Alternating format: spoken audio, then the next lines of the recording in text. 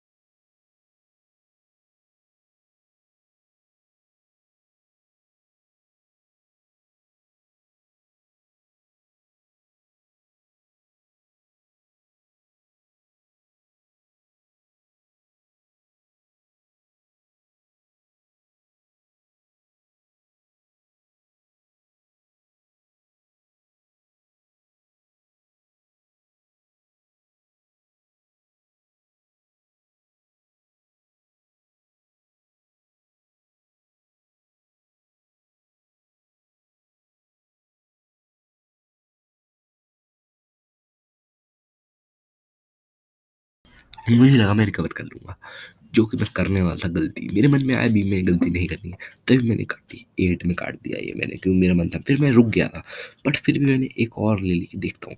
ये भी मैंने ब्रेक इवन में काटी, क्योंकि मेरे बार-बार मेरा मन बोल रहा था कि भाई वो गलती मत कर जो तूने 2 बार कर चुका हूँ पहले। जो मैं गलती 2 बार कर चुका हूँ पहले, कि ओवर ट्रेड करके एक ही दिन में, अगर मैं देखिए मेरे सिर्फ $100 माइनस में था, बट ये मेरे पास अभी भी बचा हुआ था $100 का प्रॉफिट।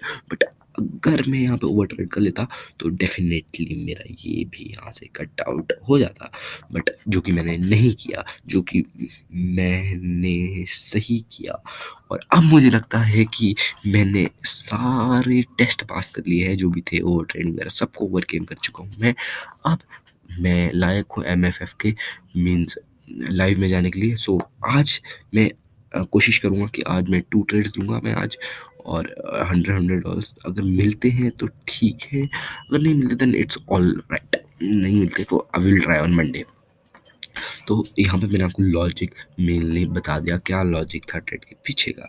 मैंने गलती क्या की, मैंने गलती वही की जो मैंने आपको अभी बताया, कि मैंने एकदम रिवेंज में ले ली। रिवेंज में ले ली, और ऊपर से इसमें ज़्यादा मैंने 63 कर दिया, मेरा 50 था, बट वो इससे कवर हो गया। इसमें मैंने कम किया था तो इससे कवर हो गया वो, that's all right. So basically मैं आपको इस वीडियो के थ्रू बताना चाहता हूँ कि sir it's a game of probabilities. Trading एक प्रोबेबिलिटी की गेम है। अब मैं सच बोलूँ, मैं लगातार 2 या 3 दिन से प्रॉफिटेबल था। मैं आपको लेज़र दिखाता हूँ, मैं लगातार कितने दिन से प्रॉफिटेबल था। हाँ, या 1, 1, 2, 3, यू कैन से 3 दिन से लगातार मैं 3 दिन से प्रॉफिटेबल था।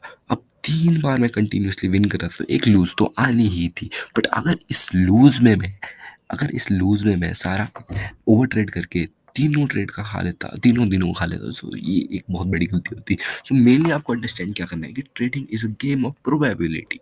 आप कभी जीतोगे, कभी हारोगे, बट आप ज़्यादा जीतोगे, कम हारोगे। बट जब आप कम हारोगे, उस कम को आपने कम ही रखना है, उसको आपने ज़्यादा नहीं होने देना है। मैं आपको दिखाता हूँ ये गलती मैंने कहाँ-कहाँ की। ऊपर में देखिए, यहाँ पे क्या हुआ, 37 का एक दिन हुआ था, अगले दिन सीधा ही 153, जबकि मेरा रिस्क था 100 का। उसके बाद देखिए 40, 51, ये देखिए यहाँ पे रिस्क खत्म हो गया मेरा। ओवर ट्रेड यहाँ देखिए सीधा 85, फिर सीधा 97।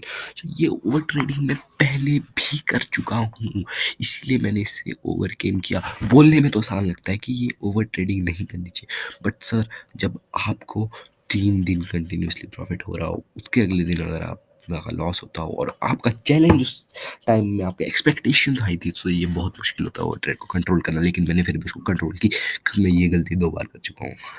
एक्सपीरियंस के साथ सब कुछ आ जाता है। सो या this was the main thing, main learning out of video. Learning क्या दी मैंने आपको? नंबर पहली लर्निंग दी मैंने आपको, जब भी आपका लॉस हो किसी ट्रेड में, उसका थोड़ा सा अपने माइंड को टाइम दो रिकवर करना। लाइट से 5 मिनट का टाइम दे दो अपने माइंड को रिकवर होने के लिए। फिर आपका माइंड जब रिकवर हो जाएगा, फिर आप ट्रेड लो। उसके बाद नंबर सेकंड मैंने आपको लर्निंग क्या दी कि आपको सारी चीज़ें एक्सपीरियंस के साथ आती है। मैं 2 बार ओवर ट्रेडिंग कर चुका था, लेकिन मैंने इस बार ओवर ट्रेडिंग नहीं की।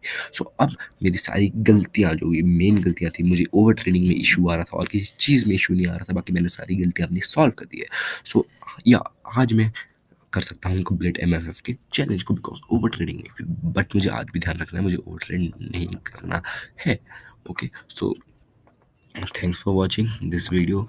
Hope you liked this video. Please leave a like, share, and do subscribe the channel. Thanks for watching.